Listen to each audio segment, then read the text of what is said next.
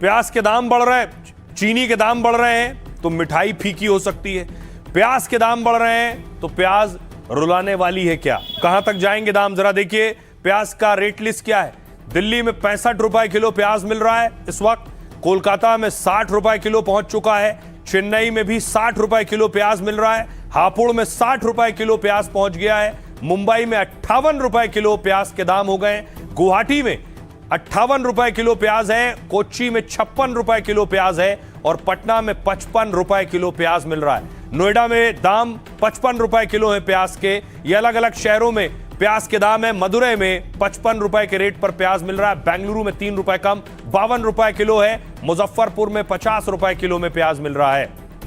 तो अलग अलग शहरों में प्याज के दाम भी बढ़ रहे हैं। इस सीजन में अमूमन प्याज के दाम बढ़ते हैं। भारत के 5 टॉप प्याज उत्पादक राज्य कौन कौन से? सबसे पहले देखिए, सबसे ज्यादा प्याज जहां होता है वो है महाराष्ट्र।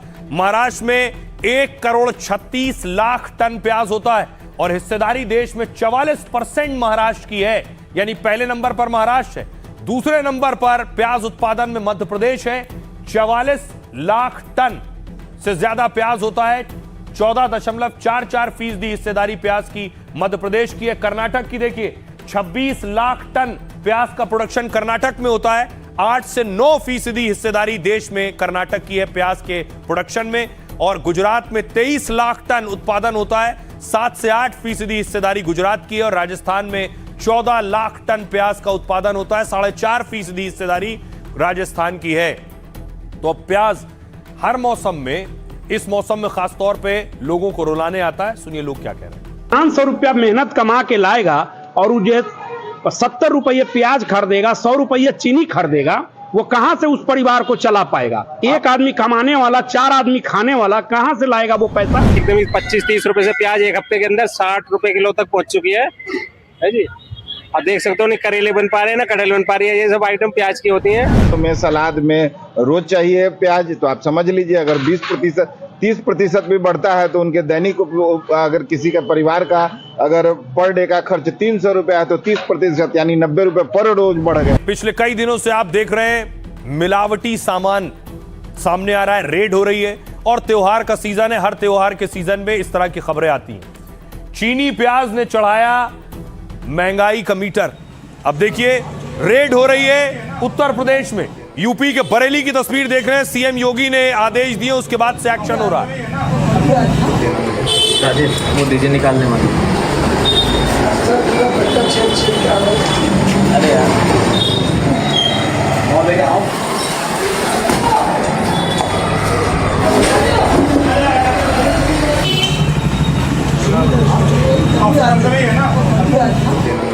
राजेश वो दीजिए निकालने वाले। अरे यार अब देखिए जरा, बरेली के अलावा ये मेरठ की तस्वीर है। प्रशासन ने मावा जब्त किया है।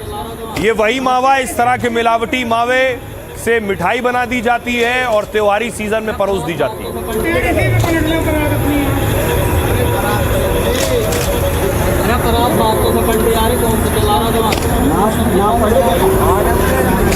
अब इंदौर लिए चलता हूं आपको। इंदौर में देखिए, इंदौर का बड़ा होटल है, 5 स्टार होटल में रेड हुई।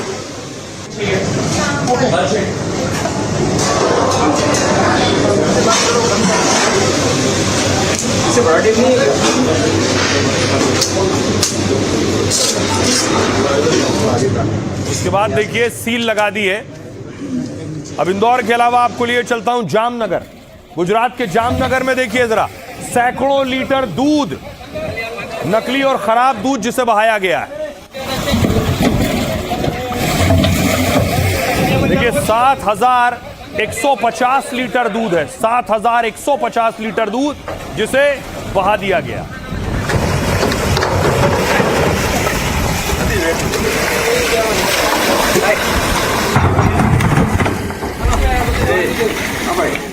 अब देखिए इसी तरह रास्ते में मध्य प्रदेश में एक तेल का टैंकर जा रहा था, तेल का टैंकर पलट गया और तेल की लूट शुरू हो गई।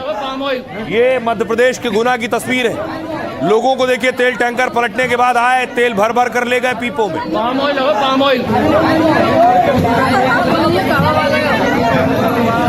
पाम ऑयल हो, पाम ऑयल।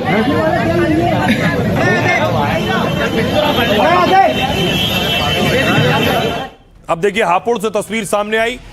हापुड़ में, यूपी के हापुड़ में मिलावटी मावा पर एक्शन हुआ।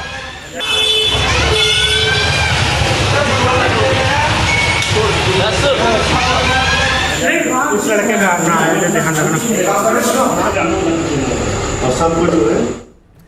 नोएडा में 600 किलो पनीर, नकली पनीर पकड़ा गया है। यह नोएडा की तस्वीर आप देख रहे हैं।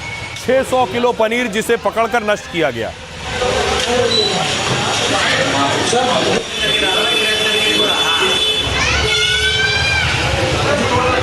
तो योगी ने सख्त ऑर्डर दे दिए, जो नकली बेच रहा है या फिर अवैध तरीके से जमाखोरी कर रहा है, उन सब पर एक्शन लिया जाएगा। इसकी शुरुआत चीनी से हुई। देखिए, देश में पिछले कुछ दिनों से चीनी सबसे ज्यादा चर्चा में, क्योंकि त्योहारी सीजन में चीनी के दाम काफी बढ़ गए। ऐसे में शीर्ष चीनी उत्पादक राज्य में एक्शन शुरू हो गया है। यूपी में योगी सरकार जमाखोरी और कालाबाजारी रोक रही है, इसलिए योगी के निर्देश पर ताबड़तोड़ रेड हो रही है। बरेली में जिला आपूर्ति विभाग ने श्यामगंज मंडी में छापा मारा है। अचानक टीम के आने से मंडी व्यापारियों में हड़कंप मच गया है। अधिकारियों ने कई गोदामों में जाकर चीनी के स्टॉक की जांच की, क्योंकि थोक दुकानदारों के लिए चीनी स्टॉक की लिमिट तय है। यूपी में 4000 क्विंटल से ज्यादा चीनी का स्टॉक नहीं रख सकेंगे।